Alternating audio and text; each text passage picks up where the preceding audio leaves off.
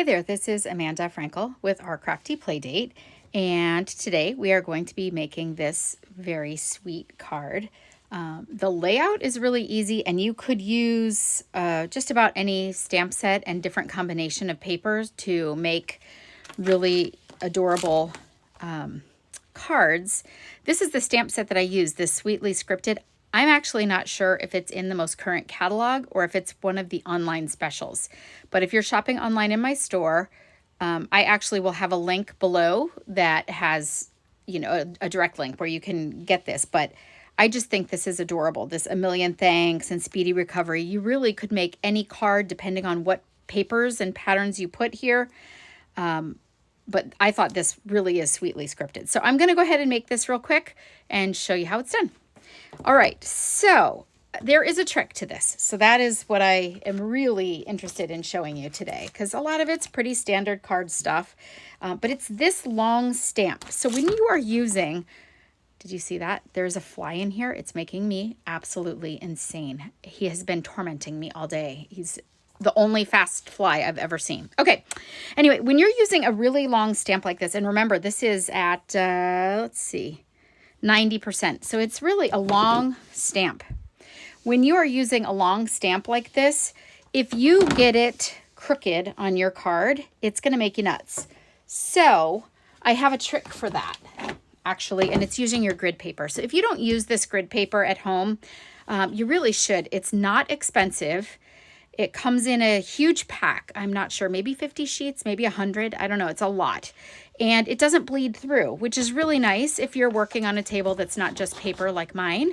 If you're working on a nice wood table, it's nice to have something there that won't bleed through. But anyway, so the beauty of this grid paper is way beyond just the not leaking through. So I do want to show you something here. I'm going to just grab a pencil and I'm going to go up 3 squares. 1, 2, the 3rd square up. And then I'm going to put my paper here. Just kind of line it up. This is just a standard card base. Oh, you know what? That was a kind of a silly place to put it, wasn't it? Let's move this. Okay, we'll still use that mark. We'll just do it on this side because that the little notes area was kind of in my way. All right, so now I'm going to line it up on here. This card base is just a standard basic 8.5 by 5.5 card base. And I'm going to go up another 1, 2, 3 blocks.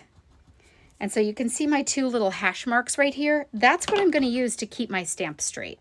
So even though it doesn't hang off the ends, it's going to give me a better guideline so that I'm not trying to, line it up just by eye. Another trick is don't fold your card base first. So if you are stamping directly on a card base like this, usually I'm stamping on a panel and it's not that big a deal. I make a mistake, I flip it over. But if I stamp on a card base, I kind of want to get it right the first time because there's nothing else, that if I make a mistake, I would just put a card base or a card panel over it. But I don't want to do that. So if I fold it first, like I usually do, and then I go to stamp it, it's a little bit, it's a little bit uneven. So when I stamp, I could end up catching one of the other areas in it and getting, a rim or a halo. So I don't want to do that. So I'm going to leave it unfolded first.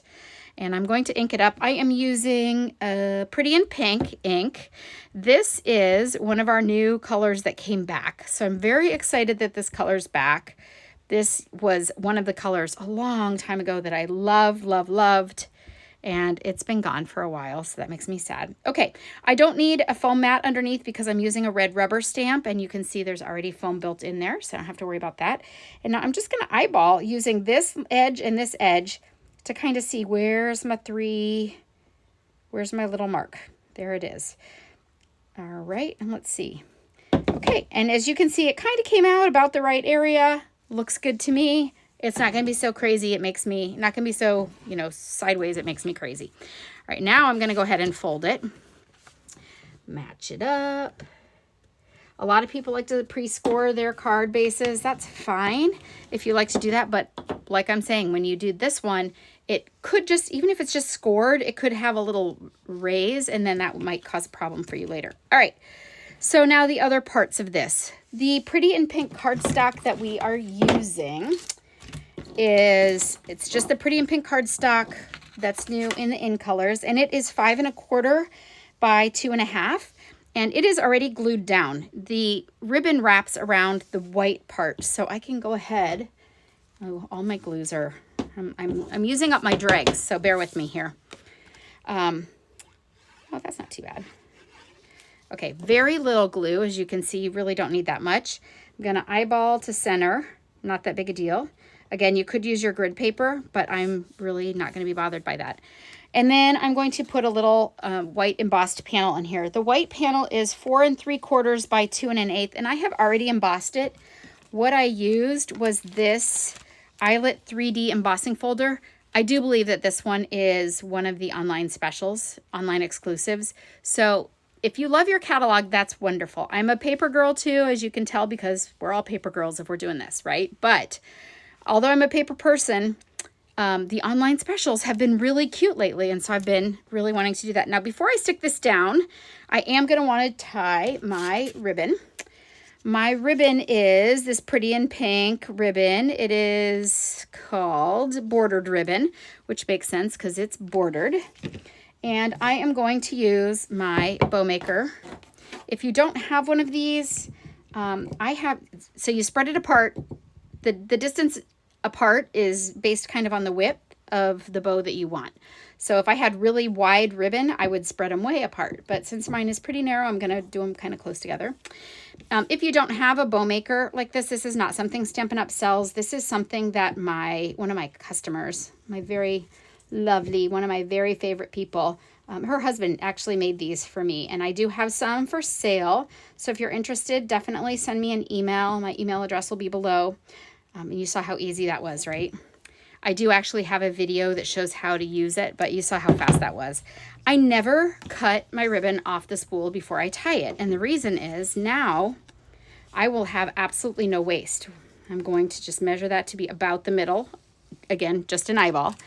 I'm going to use a little bit of Scotch tape to hold it down.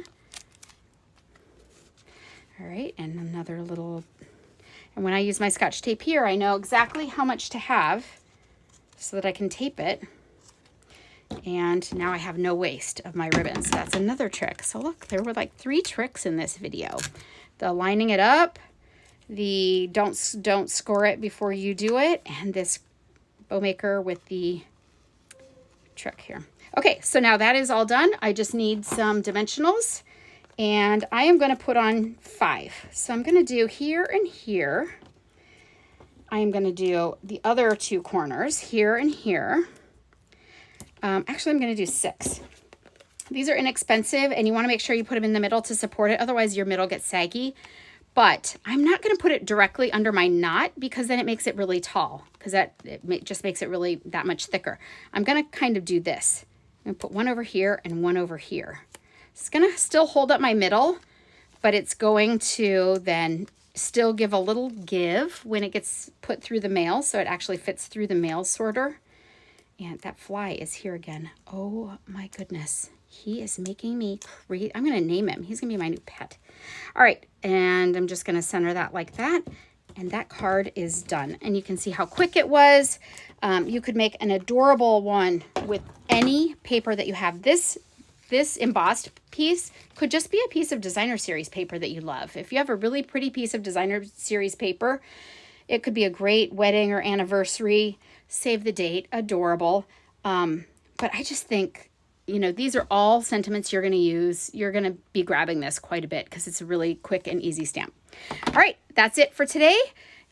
If you do not have a Stampin' Up! Demonstrator, I would love to be yours. There are 2 more cards in this series. I do offer classes, and so this is from one of my classes with the birthday cards. And if you are interested in a kit, I can send you the embossed piece and the bows already tied. You would need to order the stamp set on your own, and then you could assemble at home, but it comes with all your other parts. We're just not allowed to sell stamped images per Stampin' Up! Policy, but the rest of the kit would be easy peasy lemon squeezy, and you could assemble a lot of different cards. All right, thank you so much for stopping by. If you don't have a demonstrator, please check my website below, and I will see you soon. Bye-bye.